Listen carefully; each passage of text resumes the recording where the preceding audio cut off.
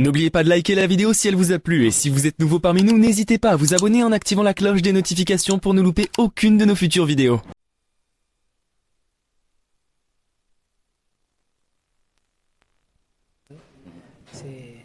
Le traitement est assez long. C'est pour cette raison qu'on a pensé à passer au niveau de la cancérologie pour appuyer justement ces malades qui ont forcément besoin de cette aide. Voilà, c'est à vous maintenant.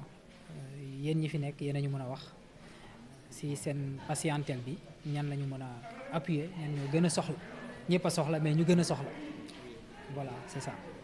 Kii fii la nekk infirmier la si équipe cancéro la bokk. Dina la wax comme ki si suuf nu mu defee yan malade lañ fiy admettre ak lan la ñuy gën di soxla parce que ñoom ñoo leen di administrer kii ñooy administrer soins yi aussi ñooy administrer soins yi ñoom ñoo gën a xam donc Alphonse tu nous présentes rapidement rapidement. Merci beaucoup pour l'accueil. Ça va, merci. Vraiment parce que c'est un bon geste, un beau et bon geste. Vraiment parce que nos malades ont vraiment besoin d'aide. La plupart de nos malades ont besoin d'aide puisqu'on est en service de cancérologie.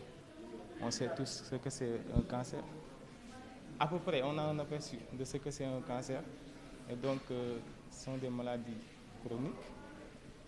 Le traitement, la prise en charge est très lourde pour les patients. Donc, des fois, pour subvenir même aux besoins d'intervention et de traitement et tout ça, les ordonnances, c'est un peu lourd. Donc, vraiment, on a tout le temps besoin des aides de ce genre.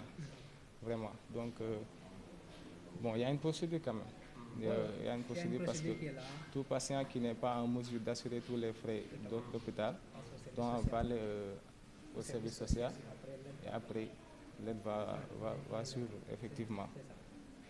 Donc l'idéal serait d'en parler à notre major de service, vraiment.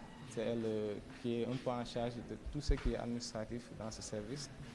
Donc je pense qu'elle est mieux placée pour nous pour dire tel ou tel patient a vraiment est prioritaire concernant les aides et tout ça. Voilà, donc bon, comme on est le week-end, voilà, donc elle n'est pas là. L'autorisation du directeur de visite guidée afin d'appuyer directement les malades qui sont là. Maintenant, après, dans le cadre de la pérennisation et du partenariat dans le futur proche ou lointain, le protocole sera respecté en passant par justement le service social afin de déterminer d'abord les besoins réels des patients. Parce que les patients peuvent avoir besoin d'achat d'ordonnances, ils peuvent avoir besoin de médicaments ou bien d'intrants, ça dépend de ces expressions de besoins-là qui proviendront d'ailleurs des malades et confrontés avec les majors elles-mêmes. Mais comme l'aide est ponctuelle, la visite guidée est ponctuelle, donc le don également sera ponctuel de passage juste pour venir en aide à ces patients-là qui en ont tous en besoin. Et dans le futur proche, le protocole sera respecté. C'est ça. Donc, permettez-moi juste, vous voulez faire une visite 4 personnes ñooy dugg ci salle mu joxe enveloppe. D'accord, bon, on a beaucoup de malades d'abord. On va commencer par... Pour le recensement, ils ont besoin de combien de personnes? ñu gën a soxla ñu gën a soxla. Bon, on va commencer délégué 4 personnes. ñu gën a soxla laa la wax. barkel kontaan naa ni nga ma bettee yàlla na la ko yàlla bettee man ni nga may gis nii du ma mère jeune laa xam naa li xew ci dëkk bi yëpp sama yaay moo feebar moo tax mënuma lekk mënuma naan mënuma sol yére mënuma def dara may daw rek ku fi am fii dalal jàmm 15 jours xam nga ne sonn nga jeexal naa takk xamatuma nu may def dama arrêté sama liggéey sama bébé bu am 7 mois laa bàyyi mi ngi nii je te le jure sama bébé bu am 7 mois laa bàyyi kër ga muy namp bi borom ma toog fii di jàppale sama yaay te yàlla tax du billaahi duma ko réccu ndax damaa jaaxle woon génn daje ak yéen waaye yàlla laa leen di bàyyeen yàlla bàyyee naa leen ak yàlla moo mën a fay yàlla na leen yàlla fay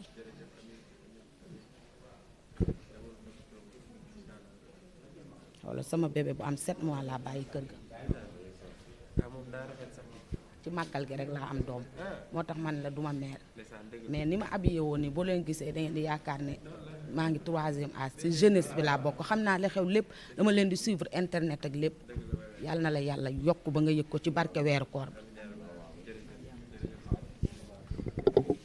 bi man Aïcha laa tudd sama yaay laa fi hospitalisé depuis le 2 fii affaire yi metti ordonnance yi ak rajo yeeg yëpp ma dem ba amatuma dara ñu bindal ma scanner ma jaaxle di taxawaalu si hôpital bi dama génn rek yem si Ngaaka Blindé ak ñim àndal ma wax leen sama problème ci saa si amul sax demal te ñëw ñu jàppale ma xaalis baa ngi nii du ay nax du dara man mii di wax ak yéen du ma mère xale laa jeune laa comme yéen dama nekk ci ay situation rek moo tax ma mel nii solo comme nii taluma dara jeune laa xam naa li xew si dëkk bi yëpp mais lii réalité la du naxaate du dara du ay tricage du luñ complot du dara barki Seydina Mohamed ak sama koor gi damaa dajeek ñoom wax leen sama soxla rek ñu fajal ma ko aw ma seen fay yàlla moo leen mën a fay yàlla na leen yàlla fay Ngaaka Blindé Baba Ndiaye yàlla na ko yàlla yéegal ca kaw a kaw mu yegg foo xamante ne lu kawe njortam ci barke Seydina Mohamed li ma defal mënu ma koo fay yàlla moo ko mën a fay bàyyee naa ko ak yàlla bàyyee naa leen ak yàlla yéen ñëpp jërë ngeen jëf.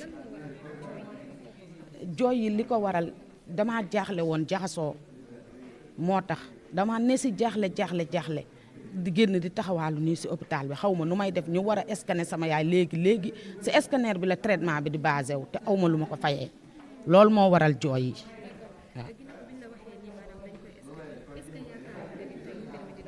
yaakaaruma ko woon waaye yaakaar naa yàlla nag lépp dama ko teg ci loxo yàlla ndax xaw ma fu ma koy jëlee ma wékk ko ci yàlla rek yàlla mi ñu fi indi rek moo ñu mën a faj te yàlla defal nañu ko maa ngi ñaanal leen yàlla na leen yàlla fay sama xol bi dafa sedd ba mënumaa wax.